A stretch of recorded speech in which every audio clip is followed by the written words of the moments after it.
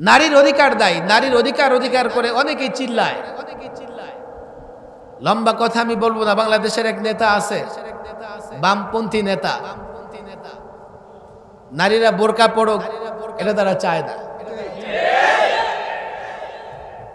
নারী বোরকা পড়বে, নারী সুরক্ষিত থাকবে, নারী নিরাপত্তার সঙ্গে বসবাস করবে, এটা তাদের পছন্দ হয় না। আরে নারী যদি নিরাপত্তাহীন হয়, তোমরা যতই চিল্লাও নারীর অধিকার রক্ষা করতে পারবা না।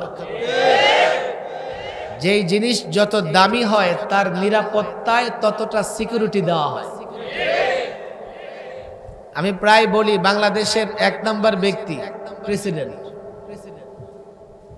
সাবেক প্রেসিডেন্ট তার এক বক্তৃতায় বলতেছিলেন যে আমি কখনো আস্তা ডিমটা খেতে পারি না। কেন? ডিম রান্না করার পরে চেক আপ করতে করতে অর্ধেক শেষ হয়ে যায়। আগে ডাক্তার খেয়ে দেখে ডিমটা আসলে কোনো জীবাণু আছে কিনা, কেউ বিষ টিষ মিশাইছে কিনা। কোথাও যাবে তার জন্য 1 সপ্তাহ আগে থেকে নিরাপত্তার ব্যবস্থা করা হয়। নারীকে নিরাপত্তার ব্যবস্থা করলে তাকে বন্দী করা হয় এমন না। নারী যেহেতু দামি, এই পৃথিবীর প্রজননের জন্য কিয়ামত পর্যন্ত পৃথিবী বাকি থাকার জন্য নারীকে আল্লাহ তাবারক ওয়া তাআলা যে মায়ের মর্যাদা দিয়েছে, এই নারী যদি সুরক্ষিত না থাকে এই পৃথিবীতে মানুষ থাকবে বটে, চেহারায় প্রকৃত মানুষ পৃথিবীতে খুঁজে পাওয়া যাবে না।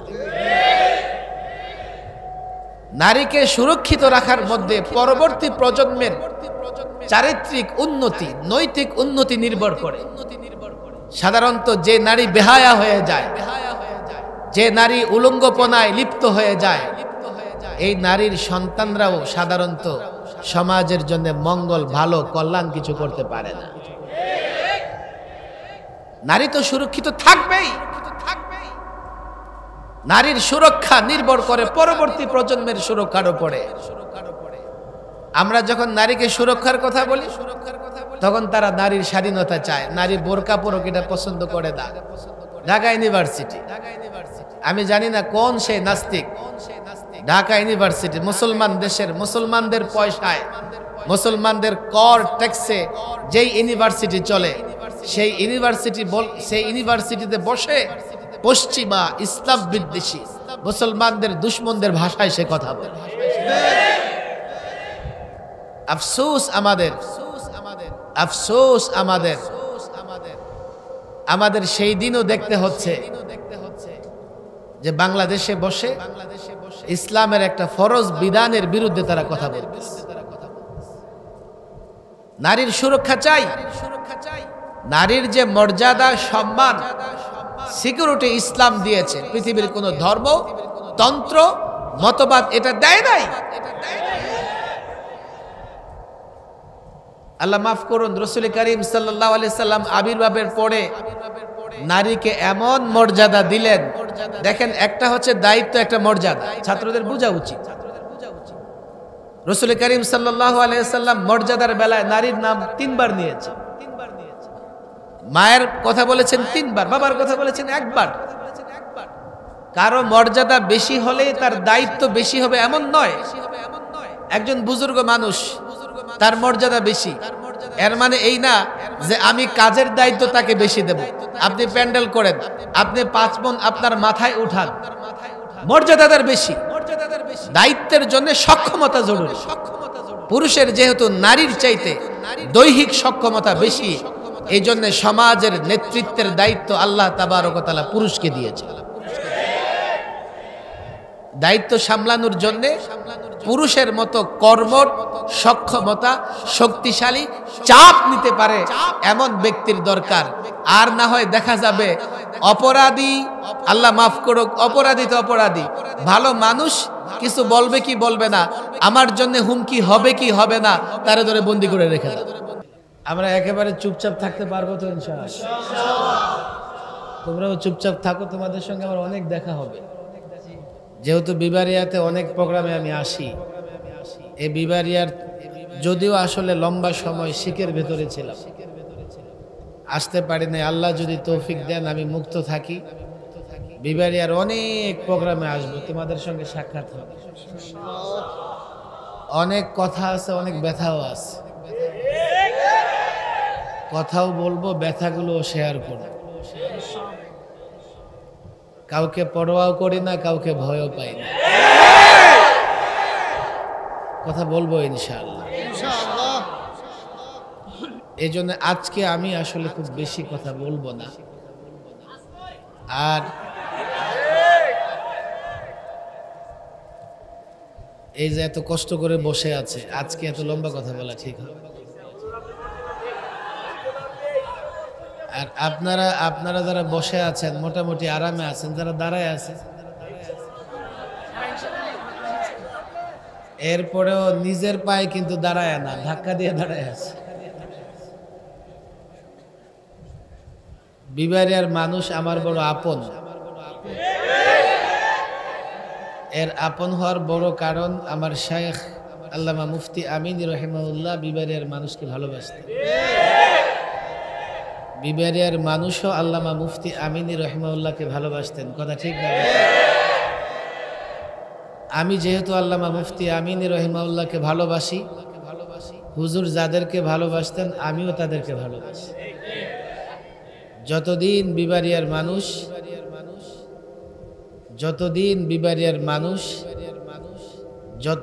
বিবারিয়ার মানুষ তো ভালোবাসার ক্ষেত্রে শর্ত আছে।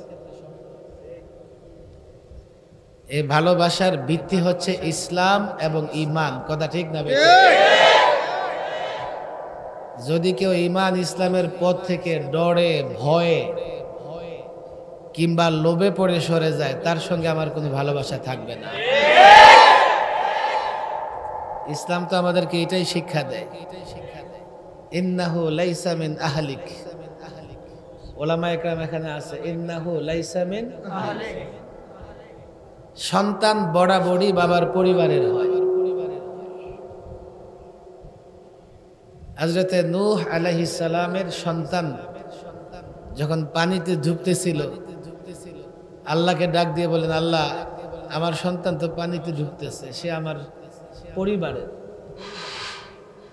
আল্লাহ তাবারক ওয়া তাআলা ওয়াদা করেছিলেন হযরতে নূহ আলাইহিস সালাম এবং তার পরিবার এবং মুমিনদেরকে হেফাজত করবেন। এই তুফান তাদেরকে কোনো ক্ষতি করতে পারবে না। ছেলে যখন ডুবতেছে আল্লাহর কাছে হাত তুলে বসছে যে আল্লাহ, আপনি তো বলছেন আমার পরিবারকে বাঁচাবেন, আমার সন্তান পানিতে ডুবতেছে, সে তো আমার পরিবারের একজন। আল্লাহ বলেন, ইন্নাহু লাইসা মিন আহলিক, না সে তোমার পরিবারের নয়, ইন্নাহু আমালুন গায়রু সালেহ, তার আমল ভালো না, তার আমল মন্দ। কথা ঠিক না বেঠিক? আমল মন্দ হলে নিজের সন্তানও নিজের পরিবারের অন্তর্ভুক্ত হয় না। অনেক ভালোবাসি বিবারের মানুষ, কিন্তু মনে রাখতে হবে আমলে সালেহ থাকতে হবে। ইন্নাহু আমালুন গায়রু সালেহ যদি হয়, আল্লাহর কসম করে বলি তার সঙ্গে কোনো সম্পর্ক থাকা জায়েজ হবে না। ভালোবাসি, দেখা হবে, কথাও হবে, ব্যথার কথাও বলবো। আমি আজকে কোরআনে কারিমের সূরাতুল আম্বিয়ার ছোট্ট একখানা আয়াত তেলাওয়াত করেছি। এই আয়াতের উপরে ছাত্রদেরকে একটা সবক দিয়ে যেতে চাই। ওলামায়ে কেরাম মাথার তাজ, বিশেষ করে বিবারিয়ার আলেম, জামিয়া ইনিসিয়ার মুরব্বী থেকে শুরু করে বাদুগড় মাদ্রাসা মুরব্বীরা শুধু আমার মাথার তাজ নয়, বাংলাদেশের হাজারো আলেমের মাথার তাজ। যেহেতু বিবারিয়ার ছাত্র আলেমরা ভালোবাসে, আর কদিন পরে রবিউল আউয়াল মাস শুরু হয়ে গেছে, একটা সবক আমি দিয়ে যেতে চাই। এবং এই ছাত্ররা যারা দাঁড়িয়ে আছে তাদের কাছে আমার অনুরোধ থাকবে, এই সবক ব্যক্তি ব্যক্তি, ঘর ঘর, সমাজে সমাজে তোমরা পৌঁছাই দিবে। রাজি আছো তো? আয়াত তেলাওয়াত করেছি, ওমা আরসালনাকা ইল্লা রাহমাতাল লিল আলামিন। হে নবী, আমি আপনাকে প্রেরণ করেছি। আয়াতের ব্যাখ্যা আমি যাব না। ওমা আরসালনাকা, যদি আয়াতের তর্জমা করা লাগে তো করতে হবে আমি আপনাকে প্রেরণ করিনি। ওমা আরসালনাকা, আমি আপনাকে প্রেরণ করিনি, ইল্লা রাহমাতাল লিল আলামিন, কিন্তু জগৎ সমূহের কি হিসাবে? রহমত স্বরূপ। তর্জমা সোজা সাপটা করলে এমন হয় যে আমি আপনাকে জগৎ সমূহের জন্য রহমত স্বরূপ প্রেরণ করেছি। কথা ঠিক না বেঠিক? আলেমরা আছে, ছাত্ররাও বুঝে রহমত শব্দটা না বুঝার কিছুই না। রহমত মানে কল্যাণ, রহমত মানে শান্তি, রহমত মানে উন্নতি, রহমত মানে অগ্রগতি, এমন 100টা অর্থ রহমত থেকে বের হবে। আমার প্রশ্ন হচ্ছে, আল্লাহ তাবারক ওয়া তাআলা রাসূলকে সম্বোধন করে এই কথা বলেননি যে আমি আপনাকে উন্নয়ন অগ্রগতির জন্য পাঠিয়েছি, প্রগতির জন্য পাঠিয়েছি। এমন শব্দ আল্লাহ তাবারক ওয়া তাআলা ব্যবহার করেন নাই। বলেছেন রহমত স্বরূপ আমি আপনাকে জগৎ সমূহের জন্য প্রেরণ করেছি। ছাত্র ভাইয়েরা, তোমরা ভালো করে শোনো। রাসূল করিম সাল্লাল্লাহু আলাইহি সাল্লামকে আল্লাহ তাবারক ওয়া তাআলা রহমত স্বরূপ পাঠিয়েছেন। রহমতের কমন অর্থ আমরা যা বুঝি, শান্তি। কথা ঠিক না ভাই? ঠিক। খেয়াল করে শোনেন, যদি বলতেন আল্লাহ তাবারক ওয়া তাআলা যে রাসূলকে উন্নয়ন, প্রগতি, অগ্রগতি, অর্থনৈতিক উন্নয়নের জন্য, অগ্রগতির জন্য পাঠিয়েছি, তো আজকে গোটা বিশ্বের মানুষ কোরআনে কারিমের এই আয়াত নিয়ে প্রশ্ন তুলবে। কেননা পৃথিবীতে মুসলিম রাষ্ট্রগুলো, অধিকাংশ মুসলিম রাষ্ট্রগুলো, বিশেষ করে আফ্রিকার অনেক মুসলিম রাষ্ট্রে উন্নয়ন আর অগ্রগতি নাই। ভালো করে বুঝবেন, ম্যাক্সিমাম মুসলিম রাষ্ট্রগুলো পশ্চিমাদের হাতের ইশারায় নড়ে চড়ে। পশ্চিমারা ইশারা করে সরকার গঠন করে, সরকার ফালায়। পশ্চিমারা নারাজ হলে আমাদের দেশের মতো মুসলিম দেশগুলোর রাষ্ট্রপ্রধানের ঘুম হারাম হয়ে যায়। আমাদের উন্নয়ন কোথায়? অগ্রগতি কোথায়? এই জন্য আল্লাহ বলেছেন রহমত, শান্তি। উন্নয়ন অগ্রগতি এক জিনিস, শান্তি এক জিনিস। পশ্চিমাদের আর্থিক উন্নয়ন হয়েছে, অবকাঠামোগত উন্নয়ন হয়েছে, বিলাসবহুল বাড়ি গাড়ি তারা নির্মাণ করছে, বহুতল বিশিষ্ট অট্টালিকা তারা বানাচ্ছে। বাহ্যিক উন্নতি অগ্রগতি তো আছে, কিন্তু প্রকৃত পক্ষে তাদের ভেতরে শান্তি নাই। মুসলমানদের বাহ্যিক কিছু অবনতি, অবক্ষয় বা বলা যেতে পারে মুসলমানদের এক ধরনের দারিদ্র সীমার নিচে মুসলমান বাস করছে। আল্লাহ তাবারক ওয়া তাআলা তাদের মধ্যে শান্তি দিয়েছেন। এখন কোন মুসলমান রাষ্ট্র যদি প্রকৃত পক্ষেই রাসূল করিম সাল্লাল্লাহু আলাইহি ওয়াসাল্লামকে আপন করে নিতে পারেন, তার আদর্শ বাস্তবায়ন করতে পারেন, তো দুনিয়াতে বাহ্যিক উন্নতি হবে, আবার তারা শান্তিতেও বসবাস করতে পারে। এক একটা করে বিষয় যদি দেখা হয়, ছাত্রদেরকে রবিউল আউয়াল মাস আসতেছে, অন্তত 2টা কিতাব আমি মোতালা করতে বলবো। আলী হাসান আলী নদভী রাহিমাহুল্লাহর 2টা কিতাব ছাত্ররা তোমরা মোতালা করবা, A to Z, শুরু থেকে শেষ। একটা হচ্ছে নবী রহমত, আর একটা আরবিতে বাংলা হয়ে গেছে মাজা খাসরাল আলম বিইনহিতাতিল মুসলিমিন। মুসলমানদের অধপতনে বিশ্ব কি হারিয়েছে? গোটা বিশ্ব মুসলমানদের পেছনে লেগে আছে, কি করে মুসলমানদের ধ্বংস করবে। কিন্তু এই মুসলমানদের যদি অধপতন হয়, অবক্ষয় হয়, শুধু মুসলমানদের ক্ষতি হবে এমন নয়, গোটা পৃথিবী ক্ষতিগ্রস্ত হবে, গোটা পৃথিবী অশান্তির আগুনে জ্বলতে থাকবে। এটা প্রমাণ করবার জন্য লম্বা আলোচনা করা দরকার।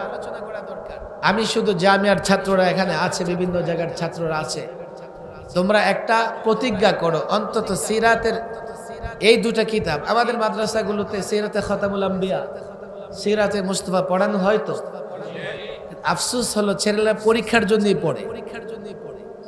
রাসূল করিম সাল্লাল্লাহু আলাইহি সাল্লামের জীবনটা ধারণ করবে, পড়বে, পরে রাসূলুল্লাহ সাল্লাল্লাহু আলাইহি সাল্লামের মতো নিজেকে তৈরি করবে, এই ধরনের উদ্দেশ্য নিয়ে পড়তে হবে। মাজা খাসরাল আলম এবং নবী রহমতের মধ্যে হযরত আলী হাসান আলী নদভী, আমরা সবাই জানি রাসূল করিম সাল্লাল্লাহু আলাইহি সাল্লামের আবির্ভাবের আগে তৎকালীন আরব এবং গোটা পৃথিবীর কি অবস্থা ছিল। রাসূল যে শান্তি, এটা বুঝার জন্য তৎকালীন আরব এবং বিশ্ব পরিস্থিতি বুঝতে হবে।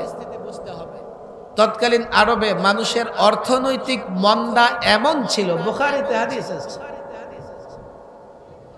মানুষের কাছে ঋণ চাইতে গিয়া নিজের ছেলে নিজের স্ত্রী বন্ধক রেখে দিত, মর্গেজ রেখে দিত। কতটা অর্থনৈতিক দৈন্যদশা হলে, অভাবে থাকলে মানুষ নিজ সন্তানকে বন্ধক রেখে মর্গেজ রেখে ঋণ নিয়ে আসে। অর্থনৈতিক অবস্থা, মানুষের সামাজিক অবস্থা, মারামারি, কাটাকাটি, জোরজার মূল্য, রাজনৈতিক অবস্থা আরো ভয়াবহ। যুগের পর যুগ ধরে 2 দল 3 দল, বাংলাদেশে তো চলতেছে রাজনৈতিক দ্বন্দ্ব কলহ, লম্বা সময় ধরে চলতে থাকতো। ধর্মীয় পরিস্থিতি কেমন ছিল? আশরাফুল মাখলুকাত, সর্বশ্রেষ্ঠ জীব মানুষ, আল্লাহ পাকের কত পেয়ারা সৃষ্টি মানুষ, পাথরের সামনে সিজদা করে। পাথর পূজা করেছে, পরে মুসলমান হয়ে গেছে, এমন সাহাবীর বর্ণনা এসেছে যে আমরা কত বোকা ছিলাম। কি বোকা ছিলাম? এক জায়গায় সফরে বের হয়েছি, রান্না করতে হবে, তো রান্না করতে গেলে চুলার নিচে কিছু একটা দিয়ে চুলাটাকে উঁচা করা লাগে, এরপরে নিচে লাকড়ি দিয়ে আগুন ধরাই দিলে রান্না করা যায়, পাতিল। এখন আমরা চুলার নিচে, পাতিলের নিচে, হান্ডির নিচে কিছু দেওয়ার জন্য পাথর খুঁজতেছি।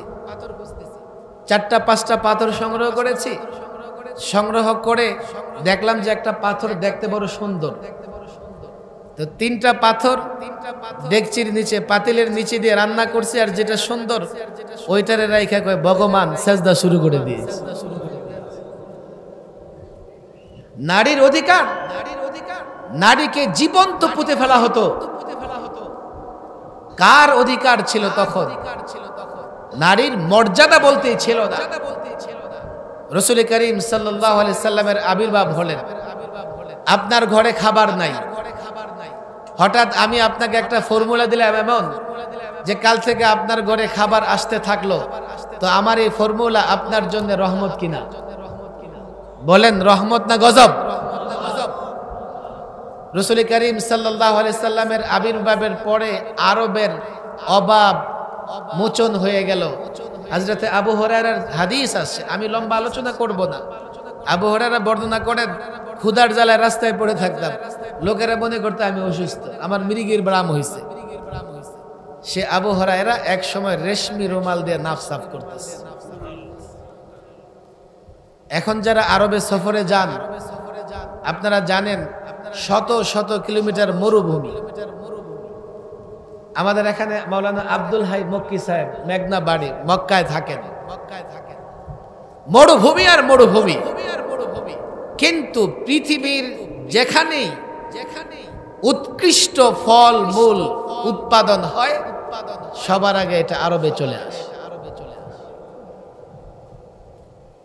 সেই যে রাসূলুল্লাহ সাল্লাল্লাহু আলাইহি সাল্লামের আমল থেকে রহমত শুরু হয়েছে, যতদিন তারা রাসূলুল্লাহকে নিজেদের সরদার মানবে, নেতা মানবে, আদর্শ মানবে, আল্লাহ তাবারক ওয়া তাআলা রাসূলুল্লাহর বরকতে তাদেরকে ভালো রাখবে। নারীর অধিকার দায়ী, নারীর অধিকার করে অনেকেই চিল্লায়। লম্বা কথা আমি বলবো না। বাংলাদেশের এক নেতা আছে, বামপন্থী নেতা, নারীরা বোরকা পড়ুক এটা তারা চায় না। নারী বোরকা পড়বে, নারী সুরক্ষিত থাকবে, নারী নিরাপত্তার সঙ্গে বসবাস করবে, এটা তাদের পছন্দ হয় না। আরে নারী যদি নিরাপত্তাহীন হয়, তোমরা যতই চিল্লাও নারীর অধিকার রক্ষা করতে পারবা না। যেই জিনিস যত দামি হয় তার নিরাপত্তায় ততটা সিকিউরিটি দেওয়া হয়। আমি প্রায় বলি বাংলাদেশের 1 নম্বর ব্যক্তি প্রেসিডেন্ট, সাবেক প্রেসিডেন্ট তারেক বক্তৃতায় বলতেছিলেন যে আমি কখনো আস্তা ডিমটা খেতে পারি না। কেন? ডিম রান্না করার পরে চেক আপ করতে করতে অর্ধেক শেষ হয়ে যায়। আগে ডাক্তার খেয়ে দেখে ডিমটা আসলে কোনো জীবাণু আছে কিনা, কেউ বিষ টিষ মিশাইছে কিনা। কোথাও যাবে তার জন্য 1 সপ্তাহ আগে থেকে নিরাপত্তার ব্যবস্থা করা হয়।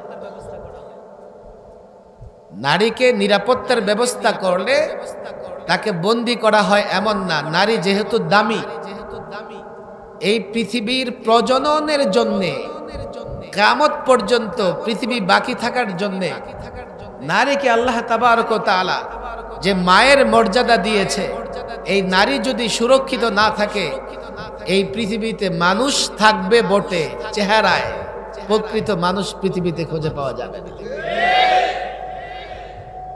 নারীকে সুরক্ষিত রাখার মধ্যে পরবর্তী প্রজন্মের চারিত্রিক উন্নতি, নৈতিক উন্নতি নির্ভর করে। সাধারণত যে নারী বেহায়া হয়ে যায়, যে নারী উলঙ্গপনায় লিপ্ত হয়ে যায়, এই নারীর সন্তানরাও সাধারণত সমাজের জন্য মঙ্গল, ভালো, কল্যাণ কিছু করতে পারে না। নারী তো সুরক্ষিত থাকবেই। নারীর সুরক্ষা নির্ভর করে পরবর্তী প্রজন্মের সুরক্ষার উপরে। আমরা যখন নারীকে সুরক্ষার কথা বলি তখন তারা নারীর স্বাধীনতা চায়, নারী বোরকা পরুক এটা পছন্দ করে না। ঢাকা ইউনিভার্সিটি, আমি জানি না কোন সেই নাস্তিক, ঢাকা ইউনিভার্সিটি মুসলমান দেশের, মুসলমানদের পয়সায়, মুসলমানদের কর ট্যাক্সে যেই ইউনিভার্সিটি চলে, সেই ইউনিভার্সিটিতে বসে পশ্চিমা ইসলাম বিদ্বেষী মুসলমানদের দুশ্মনদের ভাষায় সে কথা বলে। আফসোস আমাদের, আফসোস আমাদের সেই দিনও দেখতে হচ্ছে যে বাংলাদেশে বসে ইসলামের একটা ফরজ বিধানের বিরুদ্ধে তারা কথা বলতেছে। নারীর সুরক্ষা চাই, নারীর যে মর্যাদা, সম্মান, সিকিউরিটি ইসলাম দিয়েছে, পৃথিবীর কোন ধর্ম, তন্ত্র, মতবাদ এটা দেয় নাই। আল্লাহ মাফ করুন, রাসূল করিম সাল্লাল্লাহু আলাইহি সাল্লাম আবির্ভাবের পরে নারীকে এমন মর্যাদা দিলেন। দেখেন, একটা হচ্ছে দায়িত্ব, একটা মর্যাদা, ছাত্রদের বোঝা উচিত। রাসূল করিম সাল্লাল্লাহু আলাইহি সাল্লাম মর্যাদার বেলায় নারীর নাম 3 বার নিয়েছে। মায়ের কথা বলেছেন 3 বার, বাবার কথা বলেছেন 1 বার। কারো মর্যাদা বেশি হলে তার দায়িত্ব বেশি হবে এমন নয়। একজন বুজুর্গ মানুষ, তার মর্যাদা বেশি, এর মানে এই না যে আমি কাজের দায়িত্ব তাকে বেশি দেব। আপনি প্যান্ডেল করেন, আপনি 5 মণ আপনার মাথায় উঠান, মর্যাদা তার বেশি। দায়িত্বের জন্য সক্ষমতা জরুরি। পুরুষের যেহেতু নারীর চাইতে দৈহিক সক্ষমতা বেশি, এই জন্য সমাজের নেতৃত্বের দায়িত্ব আল্লাহ তাবারক ওয়া তাআলা পুরুষকে দিয়েছে। দায়িত্ব সামলানোর জন্য পুরুষের মতো কর্মঠ, সক্ষমতা, শক্তিশালী, চাপ নিতে পারে এমন ব্যক্তির দরকার। আর না হয় দেখা যাবে অপরাধী, আল্লাহ মাফ করুক, অপরাধী তো অপরাধী, ভালো মানুষ কিছু বলবে কি বলবে না, আমার জন্য হুমকি হবে কি হবে না, তারে ধরে বন্দি করে রেখে দাও ভয়ের জায়গা থেকে। নারীর অধিকার রাসূল করিম সাল্লাল্লাহু আলাইহি সাল্লাম নিশ্চিত করেছেন। দীর্ঘ কথা আমি বলবো না, আগেও বলেছি। অর্থনৈতিক মর্যাদা, নারীর অধিকার, অর্থনৈতিক উন্নয়ন, নারীর অধিকার, বিচার ব্যবস্থা, ন্যায় এবং সাম্যের বিচার ব্যবস্থা রাসূল করিম সাল্লাল্লাহু আলাইহি সাল্লাম করেছেন। রাসূল এক হাদিসে আসছে, তোমরা জানো ফাতিমা বিনতে মুহাম্মদও যদি চুরি করে তার হাত কেটে দেওয়া হবে। এর মানে হচ্ছে আমার যত আপনজনই হোক না কেন, সে যদি অন্যায় করে তাকেও ছাড় দেওয়া হবে না, তারও বিচার করা হবে। আজকে বাংলাদেশে প্রধানমন্ত্রী, প্রেসিডেন্ট কেন, থানা, ওয়ার্ডের যদি কোনো নেতা দল তার ক্ষমতায় থাকলে তার বিচার করার মতো ক্ষমতা বাংলাদেশের আইনের নাই। ন্যায় বিচার নিশ্চিত করেছে ইসলাম, অর্থনৈতিক মুক্তি এনে দিয়েছে ইসলাম, নারীর মর্যাদা এনে দিয়েছে ইসলাম। সামাজিক শান্তি, শৃঙ্খলা, স্থিতিশীলতা ইসলাম দিয়েছে।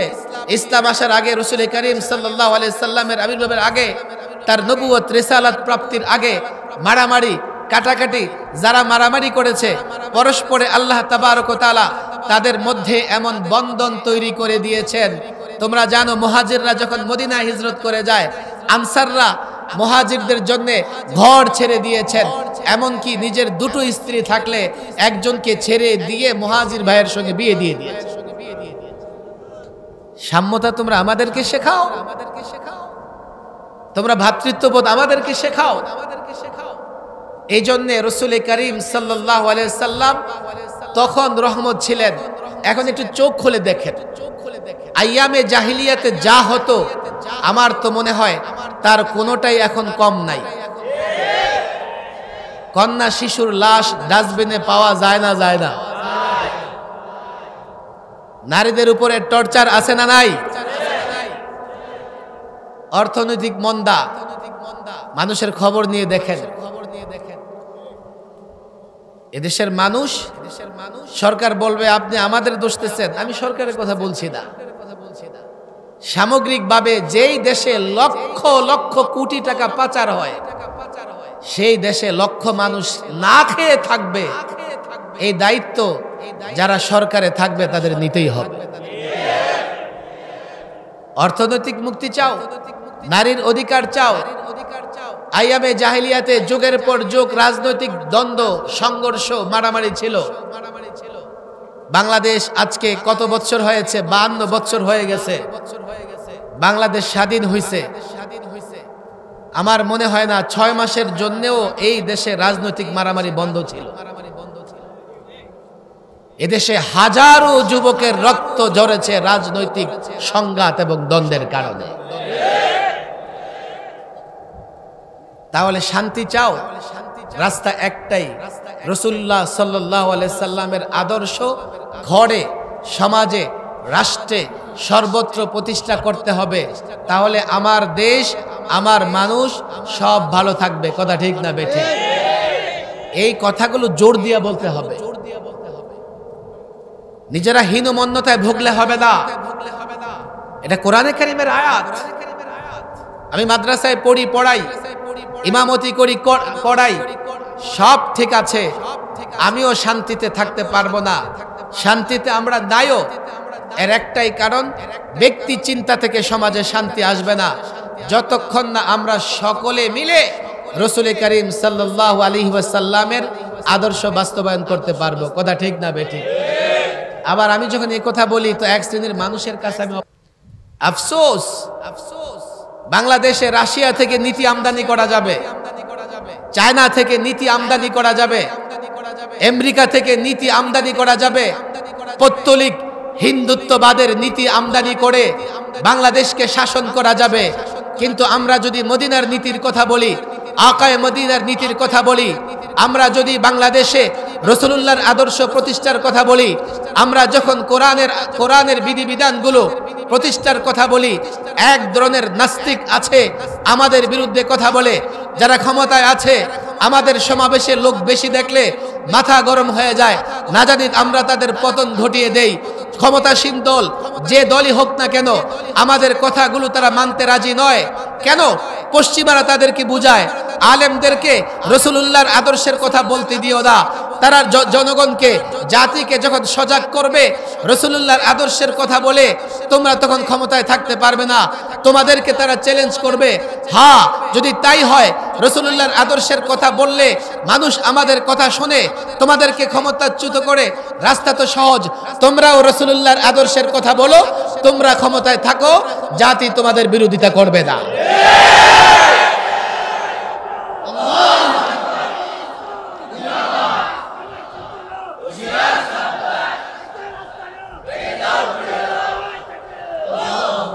আর যদি মনে করো ভয় দেখিয়ে, হুমকি দিয়ে, জেলে বন্দি করে রাসূলুল্লাহ সাল্লাল্লাহু আলাইহি ওয়াসাল্লামের আদর্শকে ঠেকিয়ে দেবে, প্রতিরোধ করবে, ছাত্র জনতা তোমাদেরকে বলে যাই, আমার উদ্দেশ্য এমন নয় আমি ইসলামের কথা বলি রাসূলুল্লাহর আদর্শের কথা বলি, আমার এই উদ্দেশ্য থেকে নয় আমি কালকে রাষ্ট্র গঠন করে ক্ষমতায় যাব, আমি মন্ত্রী হব। আমি তো রাসূল করিম সাল্লাল্লাহু আলাইহি ওয়াসাল্লামের যুগ থেকে যারা দ্বীনের জন্য কুরবানি করেছেন, ত্যাগ স্বীকার করেছেন, শাহাদাত বরণ করেছেন, আমি নিজেকে তাদের একজন করতে চাই। আমি লড়াইয়ের ময়দানে ক্ষমতার জন্যে, লড়াইয়ের ময়দানে এমপি হওয়ার জন্যে, মন্ত্রী হওয়ার জন্যে রাসূলুল্লাহর আদর্শের কথা বলি না। আমি ইসলামকে বিজয়ী করবার জন্যে, আল্লাহর নবীর আদর্শকে প্রতিষ্ঠা করবার জন্যে আমি ইসলামের কথা বলি, রাসূলুল্লাহর আদর্শের কথা বলি। আমার আগে অনেক অনেক আকাবের আসলাফ এই কথা বলে ত্যাগ স্বীকার করেছেন, কুরবানি দিয়েছেন, জেলে বন্দী থেকেছেন, লড়াইয়ের ময়দানে রক্তাক্ত অবস্থায় জীবন বিলিয়ে দিয়েছেন। আমার তামান্না আমি রাসূলুল্লাহর আদর্শের কথা বলবো, আমি কোরআনের বিধিবিধানের কথা বলবো, আমি ওই তাদের একজন হব। আর আমার বিশ্বাস আমার পরে আরেকজন হবে, আমার সঙ্গে আরেকজন হবে। লক্ষ জনতা, তাওহীদি জনতা, ছাত্র জনতা, আলেম ওলামা ওই মিশনকে চূড়ান্ত জায়গায় নিয়ে যাবার জন্যে, আল্লাহর নবীর আদর্শ প্রতিষ্ঠা করবার জন্যে রক্ত দেবে, ক্ষমতার জন্য নয়। তবে হ্যাঁ, আমি আশা রাখি একের পর এক রক্ত দেবে, ত্যাগ স্বীকার করবে, কুরবানি দেবে, ময়দানে রক্তাক্ত অবস্থায় পড়ে থাকবে, শহীদ হবে। আমার পরে আরেকজন হবে, আরেকজন হবে। আল্লাহর কসম, একটা সময় শুধু বাংলাদেশে নয় গোটা পৃথিবীতে রাসূলুল্লাহর আদর্শ প্রতিষ্ঠা হবে। আমি থাকতে পারি আর না পারি, লড়াইয়ের ময়দানে বিজয়ী হই আর না হই, আল্লাহর কসম এই জমিনে রাসূলুল্লাহর আদর্শ প্রতিষ্ঠায় কেউ ঠেকাতে পারবে না।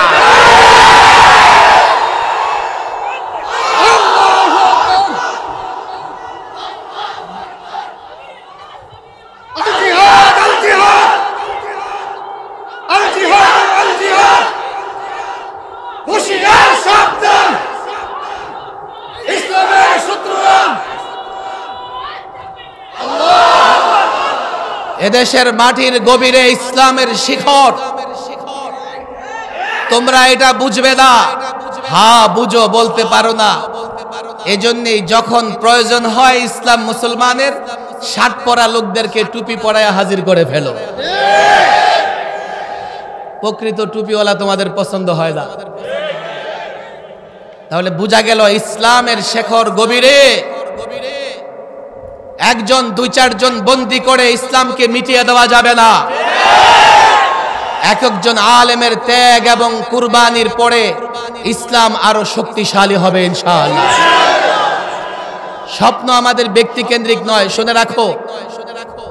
ব্যক্তি সফলতা আমি লক্ষ্য উদ্দেশ্য করে এই কাজ করি না, বরং ব্যক্তি সফলতা হবে আমি যদি দ্বীনের জন্য নিজেকে শহীদ করতে পারি।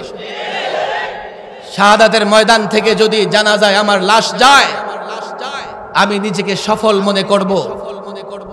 আমি ইসলামের ঝান্ডা নিয়ে এগিয়ে যাব। আমি চূড়ান্ত জায়গায় পৌঁছতে পারি আর না পারি, আমি বন্দী হয়ে যাই আর শহীদ হই। আমার বিশ্বাস এই উম্মার মধ্য থেকে, এই মাটি থেকে এমন ত্যাগী, সাহসী, হিম্মতওয়ালা আরেকজন দাঁড়িয়ে যাবে। ওই ঝান্ডা নিয়ে ওই জায়গা থেকে সে সামনে এগিয়ে যাবে। এই জাতি আবার তার নেতৃত্বে কাজ করবে। সে যদি শহীদ হয়ে যায়, এই মাটি থেকে আরেকজন দাঁড়িয়ে যাবে ইসলামের ঝান্ডা নিয়ে, সে এগিয়ে যাবে। আমার ব্যক্তি বন্দিত্ব মানে জাতির বন্দিত্ব নয়। আমি শহীদ হয়ে যাও মানে এই জাতি, এই জাতির সূর্য সন্তানরা, কওমি সন্তানরা শেষ হয়ে যাবে। বিষয়টা এমন নয়। তবে তোমরা যারা শেষ করতে চাও তোমরা শেষ হয়ে যাবে। বোঝার চেষ্টা করো, আমাদের লড়াই তোমাদের সঙ্গে ক্ষমতার লড়াই নয়। আমরা একটা আদর্শ প্রতিষ্ঠা করতে চাই।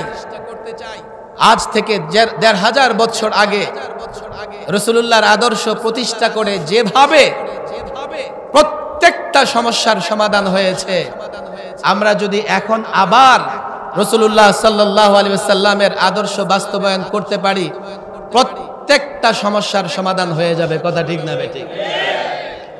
এই দাওয়াত তোমরা ঘরে ঘরে পৌঁছায় দিবা। এই দাওয়াত তোমরা ব্যক্তি ব্যক্তির কাছে পৌঁছে দেবা যে আমরা রাসূলুল্লাহর সৈনিক, আমরা ভারত, চীন, আমেরিকা, রাশিয়া থেকে আমদানি করা আদর্শ দেখতে চাই না। আমরা মুহাম্মদে আরবির আদর্শে রাষ্ট্র দেখতে চাই, কথা ঠিক না বেঠিক? আমাদের বাধা হয়েও না, আমাদের পথে প্রতিবন্ধকতা সৃষ্টি করো না, আমাদেরকে বন্দী রাখার চেষ্টা করো না, তাহলে ফলাফল ভালো হবে না। তোমরা যা মনে করতেছো এটা ভুল। 2-4-10 জন 10,000 আলেমকে শহীদ করেও এই বাংলাদেশে ইসলামী আন্দোলন স্তব্ধ করা যাবে না। তোমরাও জানো, তোমরাও বুঝো, 2-4 জন নাস্তিক মুরতাদের কথায় ওলামাদের বিরোধিতা, ওলামাদের সঙ্গে দুশ্মনী করা থেকে ফেরত আসো। আমরা এই জাতিকে এই দায়িত্ব নিতে হবে। আমি বিবারিয়ার ছাত্র জনতা আলেমদেরকে বলি, আমাদের একটা ব্যর্থতার জায়গা আছে। সে ব্যর্থতার জায়গা হলো তারা জাতীয়তাবাদ, গণতন্ত্র, এই সেই সেকুলারিজমের কথা যতবার বলে আমরা ইসলামের কথাও ততবার বলতে পারি না। আমরা রাসূলুল্লাহর আদর্শকে এইভাবে পৌঁছাতে পারি না ঘরে ঘরে। দায়িত্ব নিতে হবে ঘরে ঘরে, ব্যক্তি ব্যক্তির কাছে রাসূল করিম সাল্লাল্লাহু আলাইহি ওয়াসাল্লামের অনুপম আদর্শ পৌঁছে দিতে হবে। রাজি আছি তো ইনশাআল্লাহ? আমি সবার কাছে দোয়া চাই। অনেক ছাত্ররা এখানে এসছে, আমি যেহেতু কিছুটা অসুস্থ বটে, দোয়ার জন্যই আসলে বিবারিয়াতে বারবার আমি আসবো। মোহাব্বতের জায়গা যেহেতু আছে, অনেক দেখা হবে। আমি বাংলাদেশের অনেক জায়গায় মাহফিলের উদ্দেশ্যে গেলেও বিবারিয়াতে আসার মূল উদ্দেশ্য হয় বিবারিয়ার মানুষের সঙ্গে মোহাব্বত। এই জন্য বিবারিয়া থেকে প্রচুর মানুষও আমার সঙ্গে যোগাযোগ করে। এই পরিমাণে বিবারিয়া থেকে আলেম ওলামা ছাত্রদের সঙ্গে আমার যোগাযোগ আছে, আমি নিজ থেকেও যোগাযোগ রাখি। মোহাব্বতের আসলে কোনো কিমত দেওয়া যায় না, মূল্য দেওয়া যায় না। আমি চাই বিবারিয়ার ছাত্র আলেম ওলামা, বিবারিয়ার সাধারণ মানুষ দলমত নির্বিশেষে রাসূলুল্লাহর আদর্শ যদি বাস্তবায়ন হয়, শুধু মুসলমান না, কাফের বেঈমানরাও ভালো থাকবে, কথা ঠিক না বেঠিক? তাহলে সরকারি দল হোক, বিরোধী দল হোক, সবাই ভালো থাকবে। বিদায় রাসূলুল্লাহর আদর্শের কথা আমরা যখন বলি, কোনো দল, কোনো ব্যক্তি তার বিরোধিতা করার কোনো দরকার নেই। তোমরাও আমাদের সঙ্গে আসো, তোমরাও তো রাসূলকে মুহাব্বত করো। চলো সকলে মিলে রাসূলুল্লাহর আদর্শ বাস্তবায়ন করি। সমাজ রাষ্ট্র সব স্থিতিশীল হয়ে যাবে, কোথাও অস্থিরতা থাকবে না। আর না হলে যেই ক্ষমতায় থাকুক, আদর্শ রাসূলুল্লাহর না থাকলে পশ্চিমা বলো আর প্রতিবেশী বলো, কেউ তোমাদেরকে আরামে থাকতে দিবে না। আল্লাহ তাবারক ওয়া তাআলা এই বিষয়টা আমাদেরকে বুঝার তৌফিক দান করুন। ওমা তাওফীকি ইল্লা বিল্লাহ ওমা আলাইনা ইল্লাল বালাগ।